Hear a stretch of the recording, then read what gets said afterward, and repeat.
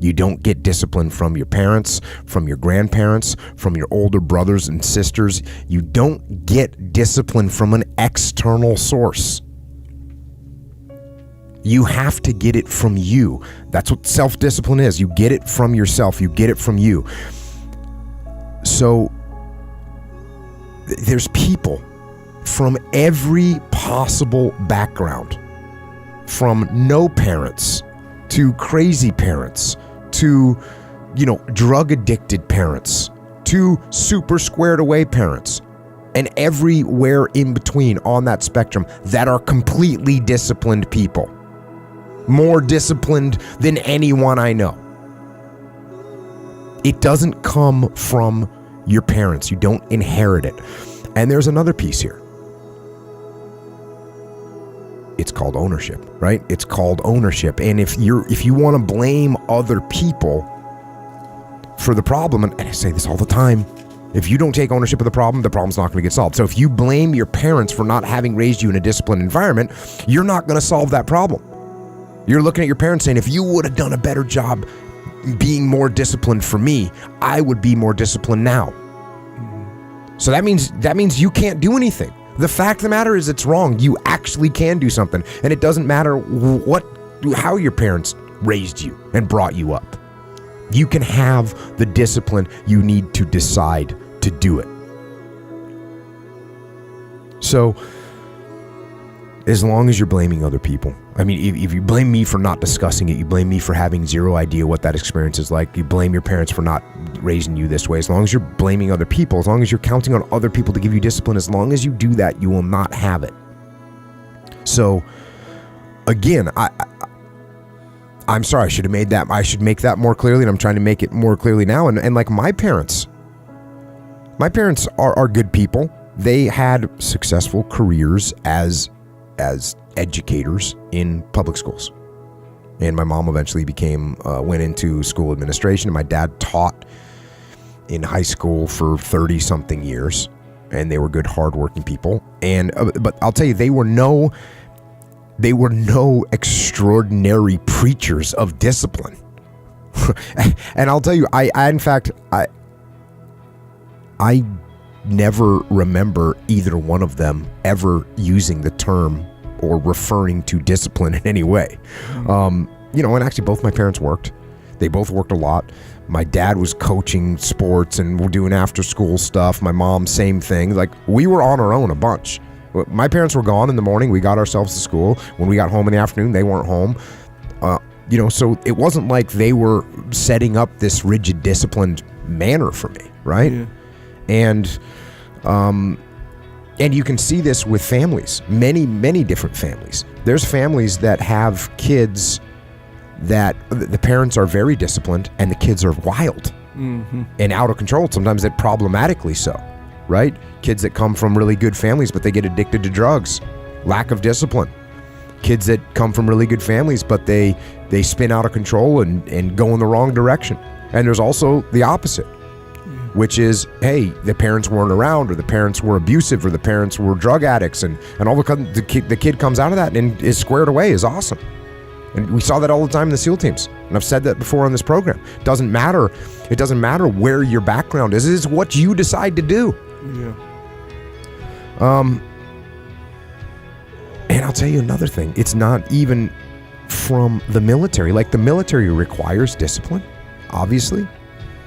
But there's plenty of people in the military that don't have it, right? And many people lose their discipline when they leave the military because it's not being imposed on them anymore. So, I mean, just go look around. Being in the military does not make you a disciplined person. Being from a disciplined family does not make you a disciplined person. Being in a disciplined group does not make you a disciplined person. What makes you a disciplined person is choosing to be disciplined. So, yeah, and also as far as telling people to man up, which, when someone says, how do I get up early every day? I say, get up early every day. Yeah. How do I stop eating sugar? Stop eating sugar. If that's the definition of man up, but obviously it's not just men that need discipline in their life. I don't think I use that term, but what I do tell people is to get after it. That's what I tell people, to get after it. Yeah. I tell people to do the things that they know they're supposed to do. Right? There's things that you know you're supposed to do as a human being. Things that you know are going to improve your life. Do those things. There's things that you know are going to make you a worse person and make your life worse. Don't do those things. Don't do the things that are making you weaker. Start doing the things that are going to make you stronger and smarter and faster and healthier and going to make you a better human being. And I'll say the same thing to this guy. You want to be more disciplined? Get after it. That's it, man. Get up early, do some kind of workout, eat good foods, clean your room, make a list of things that you're supposed to do in your life, and then wake up in the morning and do those things that you put on the list. That's what discipline is. And no, it is not easy. But you're not going to get it from anyone else but you. And it's worth it, and it is the thing that is going to bring you freedom. That's the key word right there when you said it's worth it. You know what I think? This is what I think. I think like in an environment, as like how he put it, an undisciplined environment, right? Or something like that, where he grew up in an undisciplined environment. Obviously that's a very vague expression, right? Like undisciplined environment. Yeah, that could mean a lot of different things. A lot of different things. So a lot of times, like when you're brought up in a certain environment, basically you're kind of taught or not taught like the value of certain things. So if you use like, I don't know, working out or whatever, right? So I'm gonna use myself as an example. My dad was an athlete, not a superior athlete, but he was, he knew like working out was a part of life and stuff like that. And in elementary school we're doing sports and stuff like that. Some people, they don't do that at all. So when they grow up into adulthood, some people straight up have never worked out before, never been in the gym, and so growing up they were never taught the value of what working out does for you. They're never taught, so they can't appreciate it. They just simply don't know the value. Sure, they see people with they're in shape where they can do these things and they're very functional, whatever. They see that, of course, but they don't have that value. They don't feel that value. They just never learned it. So it can come off as like this thing for other people, like, oh, that's what other people do kind of thing. So they don't understand the value. So back to the point, in their mind, the connection is not made that it's worth it because they don't know the value of it really. But if you do know the value of it, and then you can decide, okay, is this worth it? Is it worth it to wake up every day and quote unquote get after it for this particular goal or this particular set of goals? So that's what it is. And I think, sure, the undisciplined environment can maybe provide that, but I think you're right. I think that once you're like, oh yeah, that's worth it. Yeah. You know how people, they'll find reasons when it's worth it, even though they've never experienced, like a person who has a heart attack or something is like, and they have kids, young kids or something, they have a heart attack, maybe never worked out ever in their life. They have a heart attack, they almost died. They're like, guess what? I'm working out every single day. I'm a vegetarian now. Like doing major changes that they've never even thought about making, and they'll do it because they decided it's worth it. And they'll be disciplined. They'll find that discipline real quick, no matter how they're trained as, their environment when they're because now they see that it's going to be worth it. That's it. Yeah. And if it's not worth it to you, and that I think is what you develop, the value of working out, the value of. But you can develop that from anywhere. That's what I'm saying. That's essentially that's part of the point. Necessarily develop that from any. You can develop that from anywhere. Yeah. You can get it from parents. You can get it from. Yeah, exactly right. But the discipline itself, just like I said, that's gonna come from you. Your parents can teach it, but guess who has to? It's still you. It's still you. And you can go to the military to specifically learn discipline. When you leave, it's on you. Yeah, exactly right. And just like I said, I know people who are done with the military and are glad they're done with that. Right. They're glad with this waking up early. They're glad they fast forward 6 months. They're out of shape. They're not doing anything productive. It's horrible to see. Yeah. But it happens. It happens with the military. It happens with anything. It happens when kids get out of high school sports, and all of a sudden I don't have to do that anymore. I don't have to listen to coach. Yeah. Crazy tough. Don't listen to coach. Listen to yourself. Yeah. Determine whether or not it's worth it. And I'm telling you that you don't need to determine. I'm telling you it's worth it. Oh, yeah. I'm telling you it is worth it. Yeah. And you know what? You actually know it's worth it. That's why you're asking this question. You know it's worth it. You know it's worth it to have discipline, but you think there's an easier way. Yeah. You think that it's something that people have. You think that when Jocko's alarm clock goes off, it's like, oh, just like my father taught me, I rise and I shine. You know, like, no. It's like the pillow feels soft and comfortable. Yeah. And the alarm clock is banging on my head and I don't like it. Yeah. But you know what? I know it's worth it to get up and get after it. I know it's worth it, and you know it's worth it. Here's the thing, though. We all know it's worth it. In a way, you're right, but like really, though, really, I'm gonna be open and honest with you. I don't think that people know it's worth it. I think they know it's worth it, like the kind on paper. You know, if they have a multiple choice question, is it worth it? Yes or no? They'll be like, yes. Obviously, I know working out is worth it. But here's the thing: if you don't like having good credit, for example. So I never got taught like why. Really, my mom said, yeah, you should have good credit. That's it. That's the limit to my education on credit, right? So of course I blow it because I fall for literally all the tricks, self-inflicted and otherwise. Credit gets jammed up. So I don't know. I don't know the value. I don't know. I've never experienced the benefits of having good credit. I don't know the value of good credit. So it really didn't mean much to me. Really. My credit was like junk. And I didn't care until I got denied for something. Then I cared, But just like if you're never into working out until you're in a specific situation where it shows. But like this guy that's asking this question, and I'm glad he's asking the question. I'm not trying to come off all hard. But he realizes the value of discipline because he's saying that he wants it, right? He knows that it's going to make his life better. Yeah.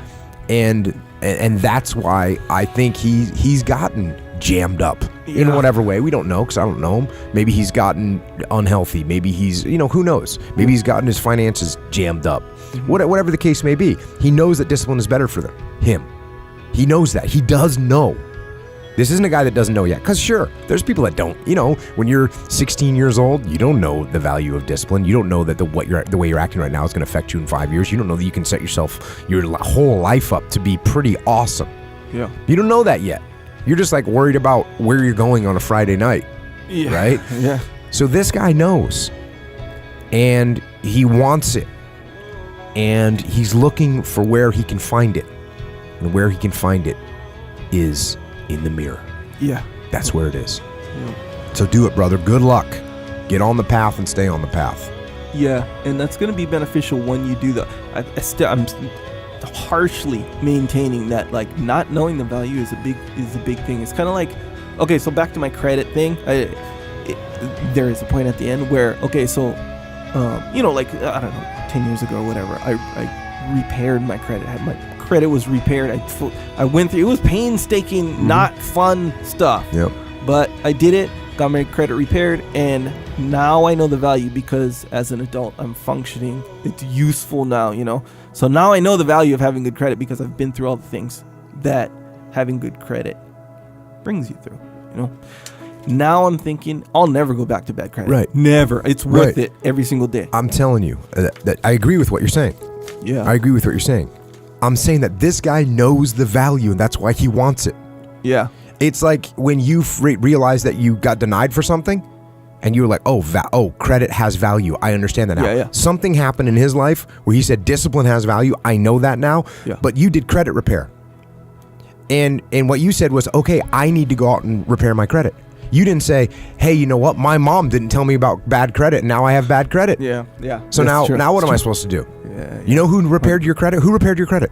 Well, it was a combination of my wife and I, but okay. Yeah. But who repaired your credit? We did it. Yeah, we did that stuff. Yeah. You took responsibility for it and said, okay, I'm going to get my credit. You talked to your wife because she's smarter than you. Yes. And she was like, hey, I will help this. Yeah. But it was you that said, okay, I got to get this fixed. Mm-hmm. And you got help. But you knew to reach out for help. But you're the one that ultimately is responsible for it. Yeah, you're right about that. Like I didn't blame my parents and then continue having bad credit. Right. Right. And, like you said, no, I got to get value. This thing credit has value. I need to fix it. Yeah. And you fixed it. Yeah. Regardless of where it came from. Regardless. So, you don't know how to work out? Cool, then you go hire a personal trainer because you know it's the right thing to do. You know what I mean? Oh, you don't know how to repair your finances? Cool. Go get a counselor that's going to help you repair your finances. Oh, you're addicted to drugs or alcohol? Okay, I'm going to go find a counselor or join a group so I can get through that thing. Yeah. No one's going to hold your hand and bring you into any of those situations. You got to do it yourself. You got to have the discipline to make it happen. Identity is the governor on every single area of your life. It literally sets the temperature for all of the conditions of your life. Shakespeare has this incredible quote that says, "We know what we are, but not what we may be." And the who you may be is going to be dictated by your ability to alter your identity, because you are going to always be consistent with what you believe you're worth and what you believe you deserve, or what is your identity. Your identity, the best analogy I could give you, is like a thermostat sitting on the wall of your life. It sets the entire temperature for the conditions of your life in multiple areas. And so most people think their life is dictated by external circumstances. They spend their entire life trying to control what is outside of them. You've all heard the great saying that people in 12-step programs talk about learning to control the things they can and letting go of the things that they can't control. And the fact of the matter is, you cannot always control the external factors that are impacting you in your life. The good news is, it's the external things in your life that do not dictate the direction or the ultimate destination of your life. That is a fallacy. Listen to me when I tell you this. External circumstances do not dictate the ultimate destination of your life. It's an internal game. You and your faith, your God, are what will control the direction of your life, not the external things that are impacting you all the time. And this identity is that internal thermostat. It sets the temperature, just like a thermostat sitting on the wall, of the conditions of your entire life. Let me give you an example of how the thermostat of our lives works. The best analogy I could give you is exactly how one works in the room I'm sitting in. It sets the temperature of the room. And so the external conditions don't impact the internal temperature of this room, because that thermostat regulates the condition of the room. So if we open the door and the windows in this room and cold air blew in here, the thermostat would kick on, wouldn't it, and heat the room back up to 75 degrees. So no matter what hit it, it regulates the temperature of the room. The reverse is also true. If a bunch of hot air blew in the room, if we open the doors and the windows, the thermostat would cool the room back down and regulate it to 75 degrees. Guess what? That's exactly how your life works. Once you accept this truth, it is a fact that is not the external things that are happening, it's the internal thermostat. Too often in life, people don't work on changing their identity. They're always working on producing external results. Have you ever known somebody who was wealthy and no longer is? Have you ever known somebody who made a bunch of money and no longer does? How about somebody who was in a great relationship and that relationship no longer exists? How about someone who got in great shape that is no longer in that shape again?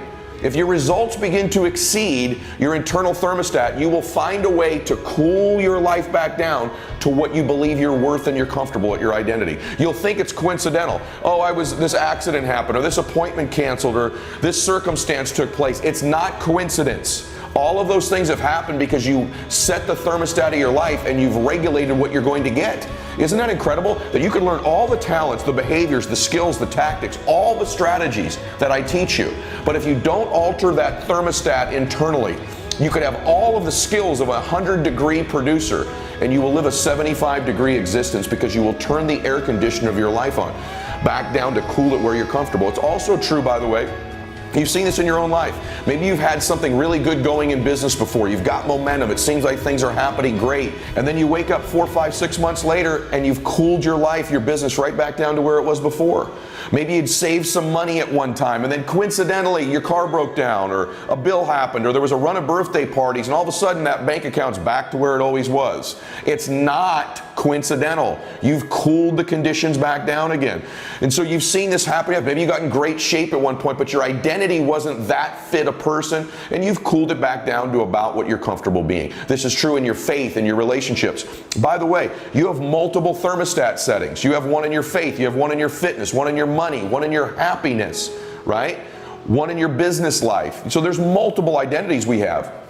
The reverse is also true. There's been times in your life where the circumstances, the conditions were terrible. You thought you'd never get out of it. You're never going to eat again. Well, guess what? You ate again, didn't you?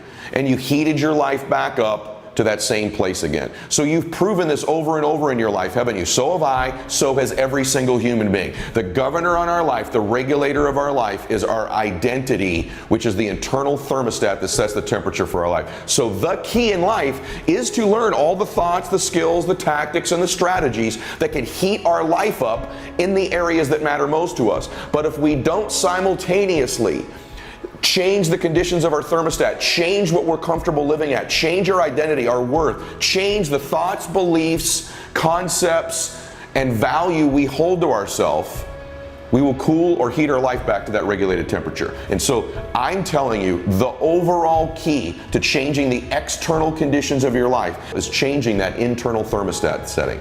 So that's what we're going to talk about, some strategies on today. Just being aware that you need to alter the thermostat is a life-changing, liberating condition. I cover this in very specific detail in hashtag Max Out Your Life, my book. It's a quick read, 100 pages. I wrote it so that every page has strategies on it, no fluff. If you want the book, go to maxoutbook.com. If you put in the code MAXOUT, I'll buy the book for you. So I cover this in detail there, but I want to cover it in detail right now with you as well. What you need to be doing is becoming aware of how important it is that you adjust this thermostat setting as you produce better results, as you start to learn new skills and strategies and tactics.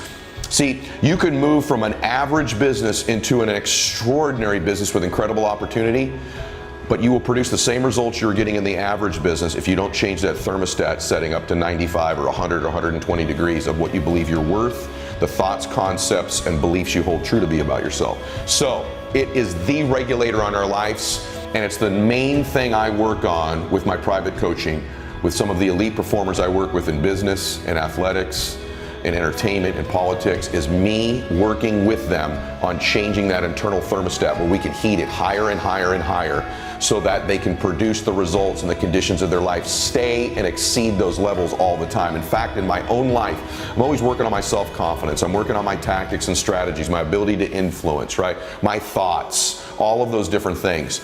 But the thing I'm most obsessed about, that I know is going to get me to the ultimate version of me, is constantly elevating the temperature in the areas that matter to me, adjusting that thermostat setting higher and higher and higher and higher so that I can get those conditions to match it, because it always will. You will always get your thermostat setting, always in your life.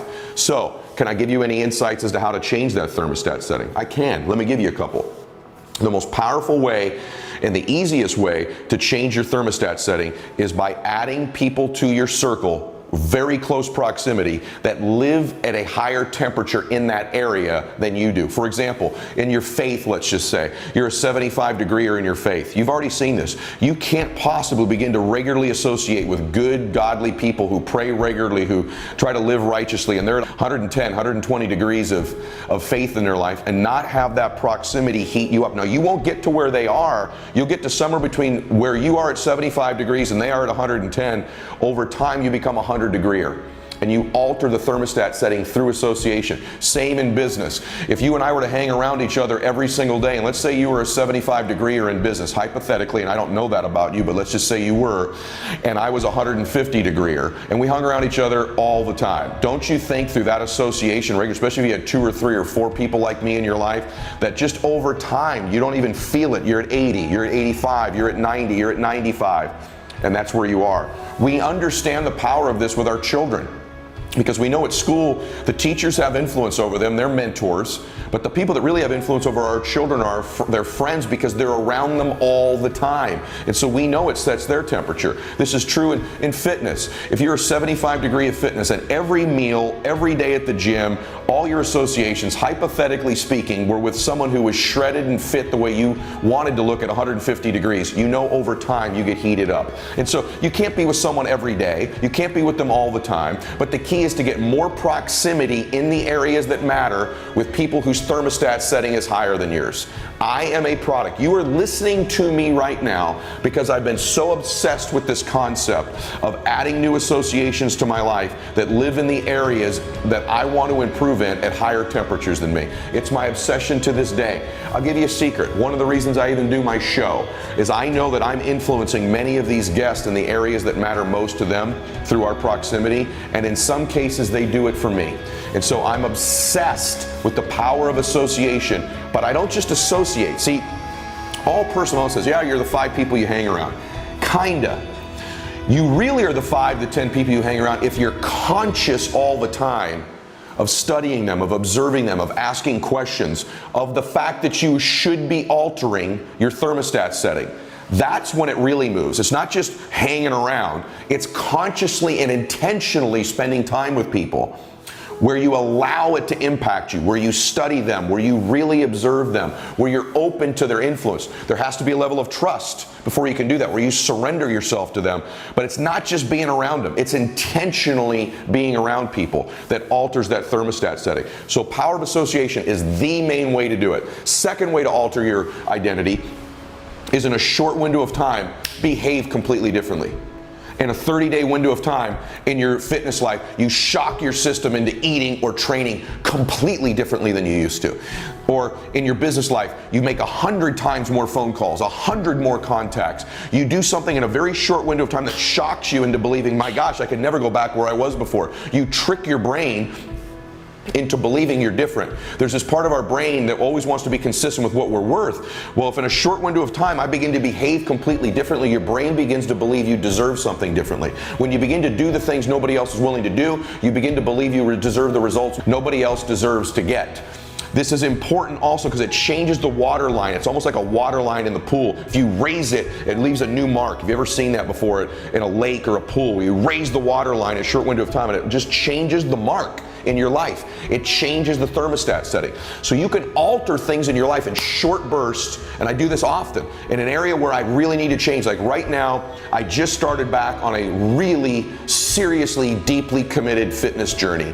I want to get back and past where I've ever been in fitness in my life. So I'm going to add some of these new associations. I'm going to train with a new group of people because I've been training alone. I'm going back to training with some people that are fitter than me, men and women that are fitter than me. That's my first combination. That'll alter my thermostat setting, our proximity. And secondly, I'm going psycho the next 30 days. I'm going psycho. I'm altering my nutrition and my diet dramatically, my workouts dramatically, and I'm going to shock my system in the next 30 days into changing the water line, changing that temperature setting. That's the second way you alter identity, alter the thermostat setting, so that you alter the external results. I've said this to you before as well. See, beliefs are so important to guard. Because once you have a belief, your brain goes to work. And I've said this in another audio video where your brain has to go to work to prove your beliefs to be true. Your brain literally goes to work on finding the evidence to prove you right. And so that identity, you're constantly reinforcing it. Let me give you an example of what I mean. If you believe a certain worth about yourself, a certain identity, that impacts the type of action you're willing to take. So if there's a goal you've got set, it doesn't matter what it is, pick a goal. To the extent that you believe it's consistent with your identity is to the extent that you will make an effort towards it.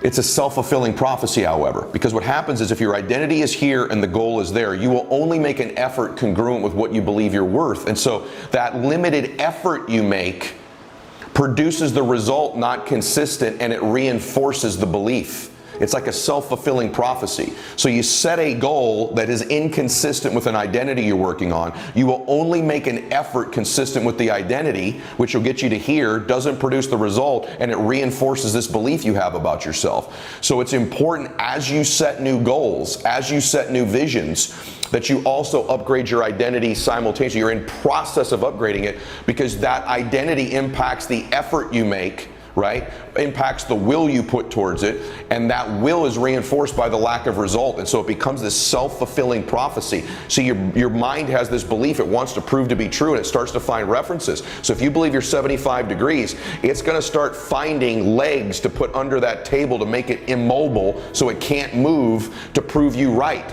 And so our identity equals our effort, and the challenge is that effort produces the result. And so this identity has everything to do with the effort you make, which produces the result, which will reinforce the identity or the lack thereof. So it's critical that you upgrade identity with your new visions and goals. The next layer of this is you need to stop what's no longer needed.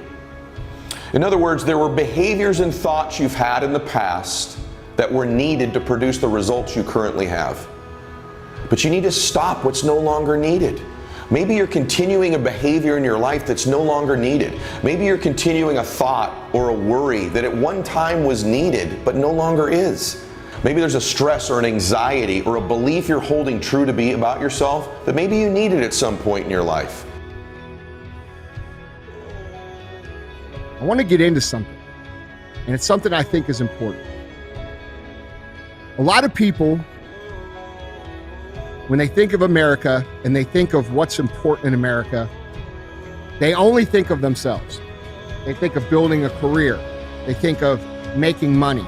They think of becoming a successful entrepreneur, successful businessman, having a nice house, having a nice car, raising a good family. Those are the things that matter to most people, okay? Being free to do what it is you want to do. And it doesn't matter what religion you are, what race you are, what country you come from. This country is made for everybody to have a chance to be better, okay?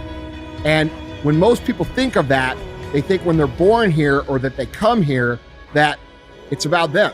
It's about going out, executing, and winning. And that's true. It is about you. It is about your journey. It is about building something great for you. But something that's rarely talked about, something that is rarely considered, is something that I literally think about every day.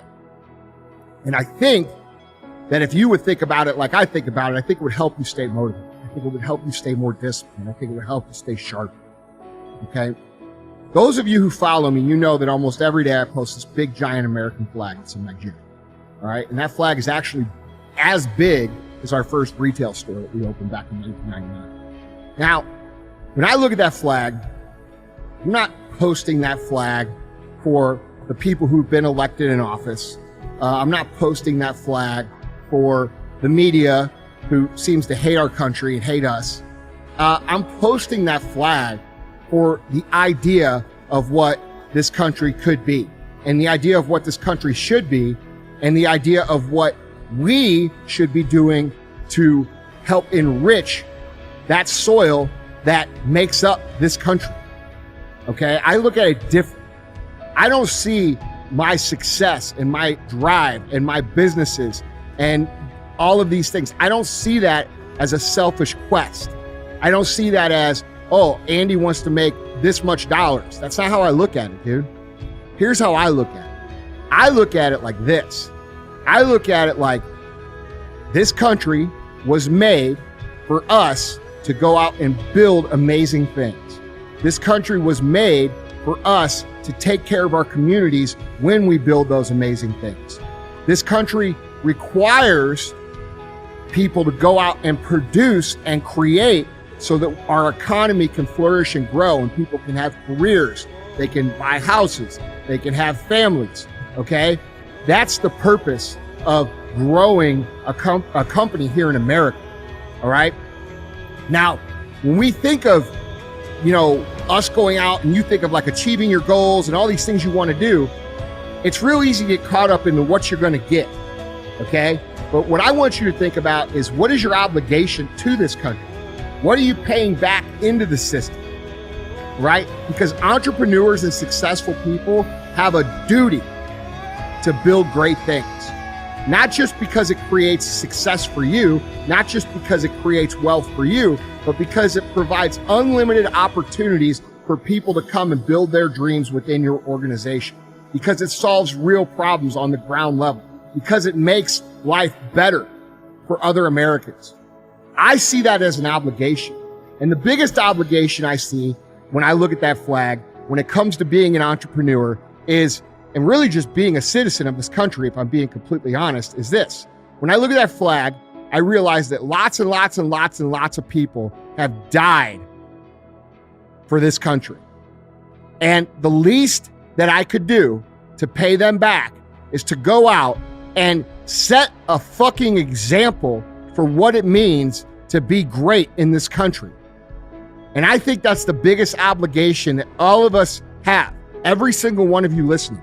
Every single one of you listening right now that lives here in the United States of America, you have an obligation to build the literal best fucking life that you can. It's an obligation.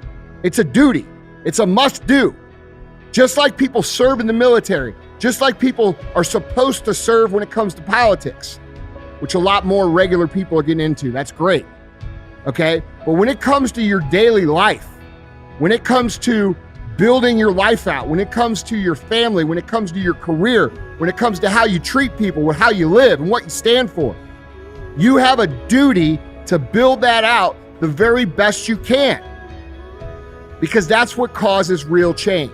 Real change in this country will not happen until the individual changes and embraces the opportunity that our country affords every single person that comes here. And if it doesn't afford every single person that comes here the same opportunity, then we work to make that happen, okay? That's something that we should all be committed to. But when you guys go out there and you point your finger at all these people who aren't doing shit, and you're fucking 100 pounds overweight, your business is half-assed, your career's half-assed, you're half-assing it at the fucking work, you're a shitty fucking family person, you're a shitty partner, you're a shitty parent, okay? And you point the finger at all these blue hair people and shit that you say you don't like, guess what, motherfucker? You ain't any better than them. You ain't any better, okay? Because our biggest problem in this country is not this person or that person or these people or that people. It's this. It's that the people who actually believe in America, who actually believe in this country, who believe that this is a country that should be, could be, and will be great and inclusive to people from literally fucking everywhere, getting along for the common good. Those people who believe that idea, those people who believe in what I call real America, okay, you're leaving a lot on the motherfucking table. And that unrealized potential from that group of people is what's creating the fucking problem. All right, we have a big group of people who believe in all the things this country should stand for: freedom, okay, doing the right thing, equality of opportunity, hard work, sacrifice, reward, kindness for your neighbor, service to the country. We have all kinds of people who believe in that. But those people, that group, is leaving so much on the fucking table, mainly because you're waiting around for someone else to come around and fix it. And what we have here is a degradation of societal values that have regressed over time to where we have become complacent to being fucking average motherfuckers. What was the last thing you did that was fucking great? How's your bank account? What's your fitness look like? How's your family life? Do you talk to your neighbors about getting better, or do you talk about the fucking football game? We have a duty to this country and to all the people who have sacrificed literally fucking everything to be the best that we can. And that's the difference. People ask, Andy, how do you stay motivated? Andy, how do you stay going after 23 years in business? What keeps you going? Because I have an obligation to keep going. Many people came before me, including people in my family who have fucking died for this country. I have an obligation to show up. I have an obligation to do the best I can. Do I always execute perfectly? No. But I at least fucking try the hardest I can, and that's our fucking problem right now. So when you sit there and you think about what it is you can do, the best motherfucking thing you can do is to start realizing the unrealized potential in yourself, because it sets an example not just for your kids, not just for your spouse, but it sets an example for your neighbor. And when your one neighbor catches it, their neighbor catches it. And when their neighbor catches it, soon you got a group that's caught it. Then you got a community that's caught it. Then you got a city that's caught it. Now you got a fucking state that's caught it. And after you get some states that have caught it, guess what? Now we've got a country that's caught it. We have a culture problem in this country. And the culture is mediocrity. And it's spoon-fed to us from every single fucking outlet that we have available to us to consume content. Whether that be social media, whether that be traditional media, whether it be commercials, whether it be movies. We are fed mediocrity 24/7. Why is that? It's because of all the shit I just told you. It's because of all the unrealized potential that they want us to have. Because the less we realize our potential, the more they can realize their potential. You have an obligation to be fucking great being a citizen of this country. You have an obligation to do the best that you can. You have an obligation to be better than you were fucking yesterday. That's the difference. So when you ask me what the difference is between myself and how other people look at it, or why I keep going, or what I keep doing, or what the fuck, why I'm crazy and fanatical about this, because it's a fucking duty for me. It's a fucking obligation for me. And I feel like a fucking bitch if I don't at least try to fulfill it. I don't want to be the person who's laying on their bed at however many years old, fucking saying, God, dude, I could have done all these things, but I didn't. I don't want to be that person. When it's time for me to go, I want to be the person that everybody says, fuck, dude, that guy squeezed it all out, man. That guy fucking left it all on the field. He was a great fucking American. That's what I want to be known as. I want to be known as a great fucking American. And every single one of you can be known for that same motherfucking thing. Every one of you. Because it's not about how much money you make. It's not about where you end up. It's about the example you set for everybody else around you and what you contribute to when it comes to our American culture. So when you ask me what it is that makes me different, nothing makes me different. It's just how I see things. I actually wanted to talk to you a little bit about what you're going to do this upcoming week, okay? We all know that what's going on in the world is really messed up, okay? We all recognize it. Everybody sees it. And I've been talking a lot about it lately, but I haven't been doing you a service in terms of what you could be doing personally to be better, which is really what this show is ultimately about at the end. You know, we're going to talk about current events, and I think we've gone very far that direction, and the personal development side is kind of taking a back seat for now, but I don't want to stop talking about it. So I came in here today. Today is Friday in my world, and you're going to hear this on Sunday. Because I wanted to remind you guys of some things that are very important during times of uncertainty, okay? Right now, everybody knows there's all kinds of crazy shit going on, right? You go to the grocery store, you could see it. You turn on the TV, you hear it, you see it. Everywhere you look, people are talking about it. It's changed our entire world. And back in the beginning, when all of this stuff started happening, I reminded you guys that these are the times when we start to make decisions about where we're going to go in life, okay? And right now, a lot of people are pulling themselves back into their shell. A lot of people are going to weather the storm. A lot of people are going to do everything they can, rightfully so, to survive, which is what we should all be doing. But I want to point something out to you guys. That leaves tremendous opportunity open for people who want to get aggressive, people who want to pour into their personal development, their business development, their life progress. Because here's the thing, guys, we are in a competition. It is just the truth. A lot of people like to talk about ideologies, right? Like, oh, it's not a competition. You're only competing against yourself and blah, blah, blah, blah, blah, blah, blah. And like, dude, that's nice to say and think about, but it's just not true. Okay. You own a business, you're competing against other businesses. You go to work, you're competing against other people for same jobs. You go to the grocery store now, you're competing over a motherfucking jug of milk. Okay. So competition is part of life.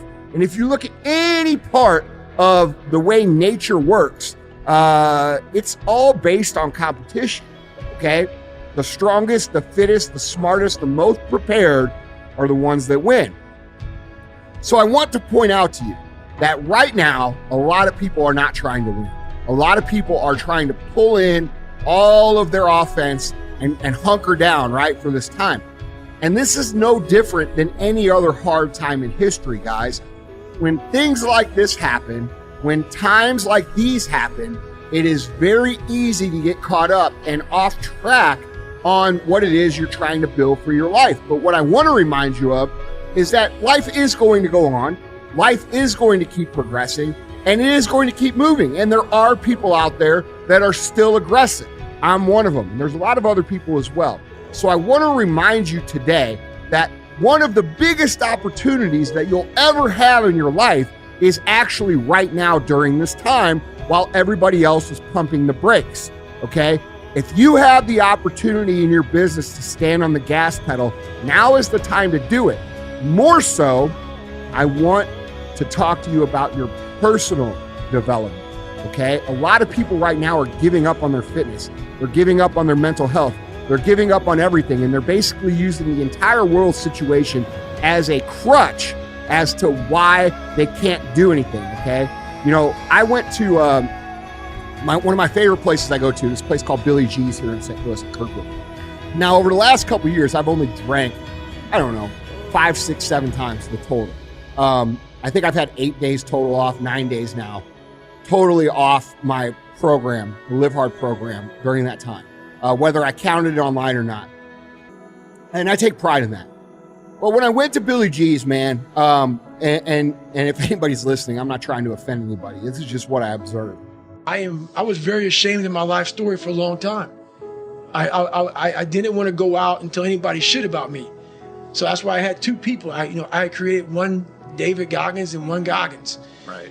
And I didn't want people to know that I had all these issues. But after a while, people start to give you these different taglines. Like you're superhuman, you're amazing. I'm like, just don't know anything about me, man. I'm this insecure kid. I started realizing there's a lot of people out here who are going through a lot of problems that I once tapped into. I had a whole bunch of issues growing up. And, I felt compelled to just, you know what? You got to start sharing this stuff, man, because people see where you're at today. They see where you're at today. They see the man you are today, this rock hard human being. Show these people where you come from. Right. Show these people it's possible. Like, I see where I'm at today, but I know where I come from. And it's kind of hard to almost separate that. I'm almost, not in a way I'm kissing my own ass, but I'm amazed at what a human being can actually do. So when I start talking to myself in the third person, it's strictly because I know that I literally made this human being out of just like a whole bunch of scraps. And I wasn't, I wasn't a mechanic. I wasn't a carpenter. So I didn't know how to do any of this shit. I wasn't trained in how to build a human being from nothing. Like my mom didn't train me. My dad didn't train me. Life didn't train me. Well, life did train me. Yeah. Life did train me, correction. And I started putting this scrap metal together. I'm like, I wonder what the first year I tried to do was off. And after a while, I started learning more and more and more through pain and suffering. I started learning so much about stuff. Before I knew it, man, I built this beautiful car. I'm like, how the that? And I knew how, and I know how to do it because I have all the tools. Through all the failure I went through trying to build this person who's Goggins. The one thing that made me who I am today is being vulnerable. It's breaking myself down to the absolute rock bottom and being able to tell people who I am.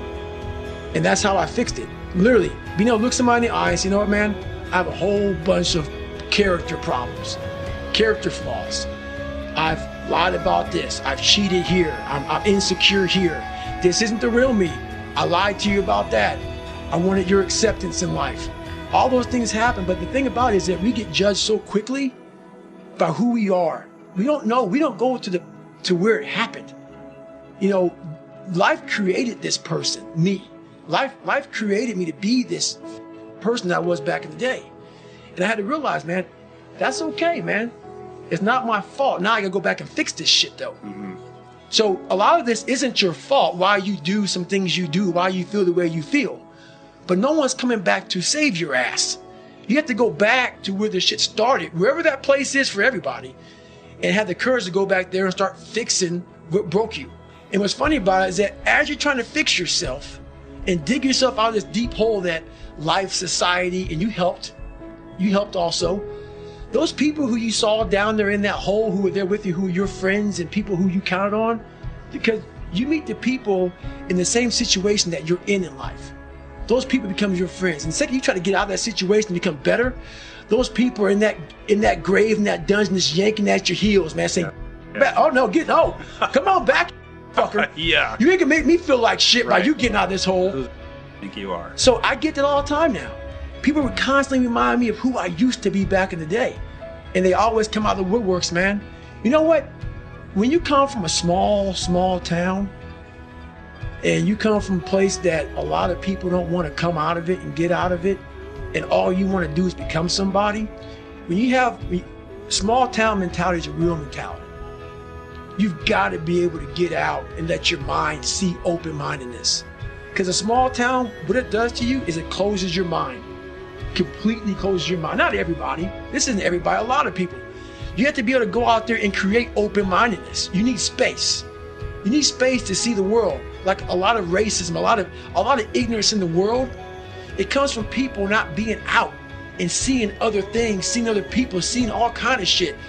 But that's why we judge so harshly, because our minds are so closed to the reality of life.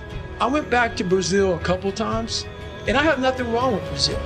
Because once again, another thing about growth is you can't hold on to hate. You can't hold on to hate. And see, once you take a different step, so I had to take a step out of my life, because once you're in that hell, that's all you see is what's in front of you. When I stepped out of it, I saw Brazil very differently. There were a lot of great people in Brazil. Some of the best people I knew were from Brazil. But when you're in hell, all you see is a little patch in front of you of the kids that are calling, or the people that spray paint to kill you on your car. People put that shit in your locker. People put that shit on your notebook in Spanish class. That's all you see. You didn't see that. My God, a lot of people like me here. So once you take a step back and see the reality of the true ignorance that you're dealing with from a small group of people, that's when you get growth. Because, I went through a phase in the book I talked about, man, I was all about black and only black when I was a junior in high school, because I was so beat down. I was the most ignorant I've ever been in my fucking life when I went there. I totally took everything, all the hurt, all the pain, and just put it in one filter. I gotta find people who look just like me and act just like me to find acceptance. I was a fat guy trying to be a Navy SEAL now, and my life had come to this crossroads where I'm like, man, you have to go right. And no one was going right. Everybody was going left. I'm like, you have to go right. And to know the pain and suffering I was about to endure by going right, the amount of accountability and failure I was going to witness and suffer by myself alone on this journey, it was daunting. So when I finally got to the ASVAB test, and I was taking it for my very last time to get into the SEAL teams, or to even try out, they weren't supposed to tell me my score. And I went back out to my car after I took it. I was on some computer test, and I didn't know how to use computer. I was wigging out about that shit, because the first time I took it was like some notebook, you open a Scantron sheet and you bubble it in with a number 2 pencil and shit, you turn it in. I saw a computer and I was like, oh, oh my God. I'm like, it's on a computer? So I wigged out there, and I had to get a 50 on mechanical comprehension. This is my second time. So I took it 3 times for the Air Force and twice for the Navy. So this is my second time for the Navy. And they're like, hey, this is it, man. You're done. You're too old. You have a limited amount of time to lose 106 pounds, and you have to take this ASVAB again. There's so many things that's crunched down my head. And so when I took the test, I knew I had a good enough score to get in the Navy, but to be a SEAL, I had to score high on mechanical comprehension, a 50. So the first time I got a 44 on mechanical comprehension. So I'm sitting there and I take the test and I hit send. Send meant it's out in outer space somewhere. But I knew it popped up at the administrator's desk. And he's not supposed to tell me shit. He tells you sit down, take your test, and you leave. I walked out, got in my car, or I was walking around the car, whatever. And I was like, I gotta go in and find out, man. So I went in, I literally sat there. Everybody's taking their test, and I'm begging this guy. And he's telling me, I can't tell you shit. It's against government, it's against rules, everything. He opened it up and goes, okay, man. He said, you got a 65. I said, no, man, I didn't know I got a mechanical comprehension. And he scrolled the page down, and it was exactly a 50. And I literally, what came through my body, because it's easy to talk about now to you, but no one knew the time and energy I put into getting that 50. Right. It was pretty amazing. At this time, I was still 200 and some odd pounds, still had more weight to lose. So think about this. I put everything on David Goggins to be a Navy SEAL. It's like going to the crap table with your last $1,000. And you say, you know what? I'm gonna put everything on this, on black. And hopefully I'll win. If not, I'm broke. I put my whole life, a guy that was scared of the water, a guy that could taught himself how to read and write, on being one of the hard fuckers on the planet. Think about that shit. A guy that came from nothing. I put my whole life, and I'm gonna go out here and put everything on David Goggins to be a Navy SEAL. Not to go fucking, Boy Scout or some shit, a Navy SEAL. And I look at that, and I did all this shit just to get the opportunity to succeed. That's what people don't fucking understand, man. If people see the end result, I remember that guy saying, "My God, man, I can't believe it's done. I put everything, ruin relationships, ruin this, ruin that, put everything on. In fact, I have to become someone in this world, or I'm no good for anybody." It comes from a disgusting place of not being fulfilled in your life, of afraid of dying, having never accomplished anything. That's a fear that some people run away from, that people don't want to face. When you have a real fear of dying and being just another person, that I live to pay the bills, I made $1,000 a month. This is my life. I spray for cockroaches, man. If that makes you feel good, that's great. It didn't make me feel good. I wanted to, the first time in my life, after 26 years, it was 24, 25, whatever it was, I wanted to feel good about myself. And that was the ticket, is I have the ability to see the end before the beginning even begins. And what that means is I know that to get to the very end, I can see it right now. So before I went to Buds, and I was losing all the weight and shit, I saw myself walking across the fucking stage at 191 pounds. That's what I had to get to get into the door. I saw myself 6 months, a year later, whatever's gonna take me to do it, I saw myself walking across that stage, getting that certificate of graduation from Buds. And I was able to be there at 300 pounds. And that feeling, that I was nowhere near that feeling, I was able to put myself there 1,000,000 times every day. And that feeling of like, my God, that is gonna feel amazing. That's what made me suffer. That's what allowed the pain to be real and say, this is worth it. I wanna feel, for this fucking next 18 months, it took me 18 months to finally become a Navy SEAL, to finally, just get through Buds. 18 months, it's 6 months, it took me 18. That's what woke me up every fucking morning, was I'm gonna put myself through this much pain and suffering for a few seconds. That's all it is. A few seconds of joy. And it's so worth it, man. That's what people don't get. So I'm able to put myself at the finish line, even though I have no finish line, but at the finish line of an event, before I even start, to say, how are you gonna feel at the end of this? I was able to look at my childhood and how I grew up as the ultimate training ground for my life. There has to be some people on this planet Earth who have my mentality. As gross as it is to some people, and as far off as it is and not understood, there has to be some people like me on this planet Earth. Has to be some warriors out there that are able to take this mindset and do something with it. So that right there, once you are able to look at your life and realize that all these bad things are actually the ultimate training ground for what you're going to, encounter in life, you start looking at your past very differently. It's amazing how powerful anger is. It is a very, very powerful thing, but it can't overcome everything. I was angry once I was able to uncover the rug and look at all these different shells that I collected over the years and say, wow, and that one even worse than that one, and shit, that one was real bad. And because what happens is when you start to collect all these shells, and these shells are bad things of your life, and you put them in your nice treasure chest and you hide them, because it reminds you of where you were at, but you don't want to visit them all the time. When I started visiting these shells, I was like, my God, man, it was a tough way to go. But now looking back on it, man, I don't have any more shells. So now you have to learn now what's your passion? Yeah.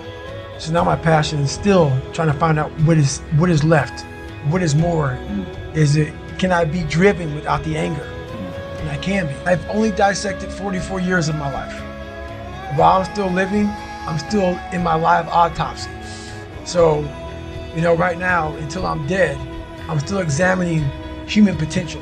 How far can the mind go? How far can we go as human beings? So that's, I call myself the Stephen Hawking of the mind. He was obsessed with everything he ever dove into. The guy couldn't walk or anything, so he was like, the mind, that's one thing he didn't want to lose. And I became obsessed with it because it's the one thing that controlled me. So I became obsessed with this. What is this thing up here that just has me on a tightrope and just walks me into all these horrible decisions I make and makes me feel so pathetic and weak and insignificant and dumb and stupid and everything. I got to get control of this thing. But it's amazing that once you get control of that thing, how far you can go. I'm big into visualization and also self-talk. But also like, where do I want to be in life? Where do I see myself? And then I start making these plans and how I'm going to get there. And I don't deviate from that plan.